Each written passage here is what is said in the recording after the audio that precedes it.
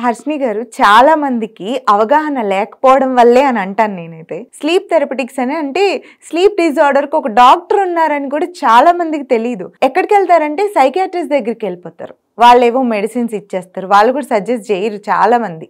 కొంతమంది చేయొచ్చు, కొంతమంది వాళ్ళు ఇచ్చే మెడిసిన్స్ వేసుకోవడం వల్ల వెయిట్ గెయిన్ అయిపోతూ ఉంటారు. వాటి కోసం జిమ్లకి వెళ్ళి మళ్ళీ మెడిసిన్స్ ఇట్లా డిస్టర్బ్ అయిపోతారు. అసలు అలాంటి వాళ్ళకి మీరు ఏం చెప్తారు? అయితే ఇది మీరు అడిగిన ప్రాబ్లం మేము ఎవ్రీడే ఫేస్ చేస్తూ చూస్తూ ఉన్న ప్రాబ్లం. ఒకసారి మా దగ్గరికి పేషెంట్ వచ్చారు అంటే 90% ఆఫ్ ద పేషెంట్స్ ఇలా ఎక్కడెక్కడో ఏదేదో ట్రీట్మెంట్స్ తీసుకొని వచ్చిన పేషెంట్సే ఉంటారు. ఇందులో చాలామందికి ఇష్యూ ఒకటి ఉండి వాళ్ళకి మల్టిపుల్ మెడికేషన్స్ ఉండే ఛాన్సెస్ కూడా మీరు అన్నది 100% ఛాన్సెస్ ఉన్నాయి. ఇది ఎందుకు అవుతుంది అంటే పేషెంట్ చెప్పడము నిద్రలేమితనం అని చెప్తారు. సో ఎప్పుడైనా సైకియాట్రిస్ట్ దగ్గర నిద్ర లేమితనం అని చెప్పినప్పుడు లేదా ఎనీ డాక్టర్ దగ్గర నాకు నిద్ర పట్టట్లేదు అని చెప్పినప్పుడు ఫస్ట్ వాళ్ళని చూస్తారు. వీళ్ళు లావుగా ఒబేస్గా ఉన్నారు అన్నప్పుడు వాళ్ళకి ఇది స్లీప్ యాప్నియా ఏమో అవ్వచ్చేమో అని అప్పుడు వాళ్ళు ఒక 4 క్వశ్చన్లు అడుగుతారు. రాత్రి ఏమన్నా లేస్తున్నారా ఇలా అని 4 క్వశ్చన్లు అడుగుతారు. గురికొస్తుంది రాత్రి లేస్తున్నామంటే ఓకే అని చెప్పి స్లీప్ స్పెషలిస్ట్ దగ్గరకో పల్మనాలజిస్ట్ దగ్గరకో పంపించడం జరుగుతుంది. అలాంటి వాళ్ళు ఇమీడియట్గా ట్రీట్మెంట్ అయిపోతుంది. కొన్నిసార్లు అంటే 50% ఆఫ్ ద టైమ్స్ పేషెంట్స్ అనేవాళ్ళు సన్నగా ఉంటారు.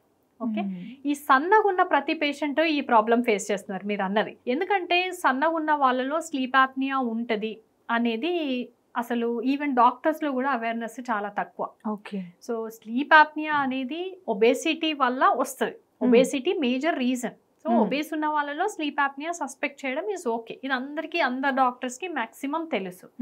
కానీ సన్నగున్న వాళ్ళలో కూడా స్లీప్ యాప్నియా వస్తుంది. దానికి రీజన్స్ ఇంటర్నల్ అబ్స్ట్రక్షన్స్. ఇంతకుముందు నాలుక పెద్ద ఉండడం, కొండ నాలుక పెద్ద ఉండడం, ఇలా ఇంటర్నల్ అబ్స్ట్రక్షన్స్. ఇది చాలా మంది డాక్టర్స్కి తెలీదు అండ్ వాళ్ళు మర్చిపోతుంటారు కూడా.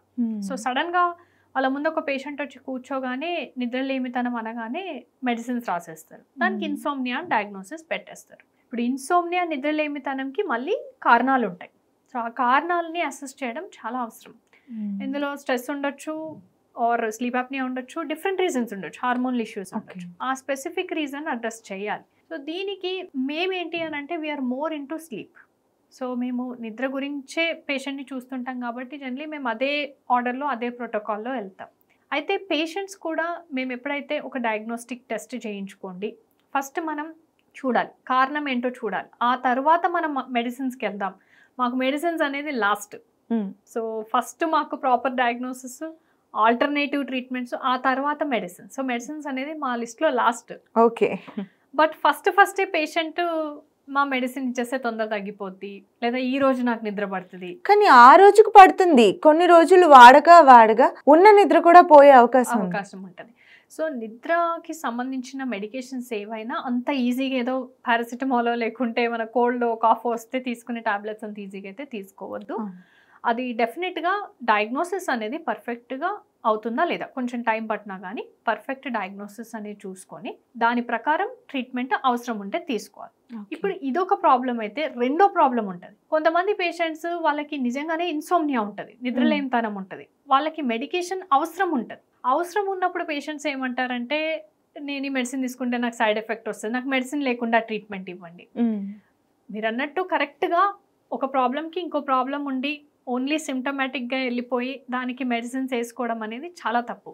కానీ వన్స్ డయాగ్నోజ్ అయిపోయి ఇది ఇన్సోమ్నియా నిద్రలేమితనం అన్నప్పుడు మాత్రం దానికి మెడిసిన్సే సొల్యూషన్. అలాంటప్పుడు we have to go for తప్పదు. సో తప్పదు అన్నప్పుడు దే హ్యావ్ టు అండర్స్టాండ్ అది. అయితే ఈ మెడిసిన్స్ వల్ల ఒబేసిటీ అనేది పెరుగుతుందా అనేది కూడా ఇందులో డిస్కషన్లో సెకండ్ క్వశ్చన్. సో ఈ కొన్ని మెడిసిన్స్ వల్ల నిజంగానే లావ్ అయ్యే ఛాన్సెస్ ఉంటాయి. సో ఈ లావ్ అవ్వడం వల్ల ఇది వరకు నిద్రలేమితనం ఉండేది అది స్లీప్ యాప్నియాగా మారే అవకాశాలు కూడా ఉంటాయి. సో ఈ ఎనీ మెంటల్ హెల్త్ ఇష్యూస్ ఉన్నప్పుడు మెడికేషన్స్ తీసుకుంటున్నా కానీ, లేదు అని అంటే నిద్రకు సంబంధించి మెడికేషన్స్ తీసుకుంటున్నా కానీ ప్రాపర్ డైట్ ఎక్సర్సైజ్ చేసి వెయిట్ మెయింటైన్ చేసుకోవడం కూడా అవసరం. ఏదైనా వాళ్ళకి సైడ్ ఎఫెక్ట్స్ వస్తున్నాయి. ఇప్పుడు వెయిట్ గెయిన్ అనేది ఒక సైడ్ ఎఫెక్ట్. అలా సైడ్ ఎఫెక్ట్స్ వస్తున్నాయి అన్నప్పుడు ఎవరైతే ట్రీట్మెంట్ ఇస్తున్నారో ఆ డాక్టర్ దగ్గరికి వెళ్ళి ఈ మందులతో నాకు లావ్ అవుతున్నాను అని చెప్పి ఆల్టర్నేటివ్ పాసిబుల్ అయితే ఆల్టర్నేటివ్ తీసుకోవాలి. అంతేగాని మెడికేషన్స్ ఒకసారి రాసి ఇవ్వగానే అదే సంవత్సరాల తరబడి వాడుతూనే ఉంటే అది problem కొంతమంది create అలాగే చేస్తుంది. చేస్తారు, ఒకసారి వెళ్తారు తీసుకుంటారు, మళ్ళీ ఇంకా అవే కంటిన్యూ చేసేస్తారు, డాక్టర్ దగ్గరికి కూడా వెళ్ళరు వెళ్ళరు. చాలా వరకు. Yes. అది కూడా చాలా పెద్ద ప్రాబ్లం.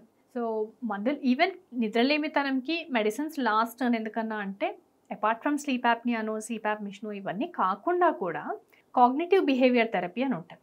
సో ఇది ఒక కౌన్సిలింగ్తోని, ఒక క్లినికల్ సైకాలజిస్ట్ కౌన్సిలింగ్తోని అండ్ కొన్ని ఎక్సర్సైజెస్తోని కొంత యాక్టివిటీస్తోని దీన్ని సాల్వ్ చేస్తూ ఉంటారు. ఇది ఒక 8 to 10 సెషన్స్, అంటే వీక్లీ 1 సెషన్, అలా 8 weeks or 10 weeks.